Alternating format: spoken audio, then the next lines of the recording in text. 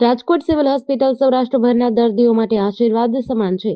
ગત 17 સપ્ટેમ્બરે બુધવારના રોજ પીડીયુ હોસ્પિટલ 4714 દર્દીઓની ઓપીડી સાથે દેશમાં પહેલા નંબરે રહી, જ્યારે સુરત સિવિલ હોસ્પિટલ 987 દાખલ દર્દીમાં પહેલા નંબરે રહી હતી. જ્યારે રાજકોટ સિવિલ 764 દર્દીને દાખલ કરી આઈપીડીમાં દેશમાં બીજા ક્રમે રહી હતી.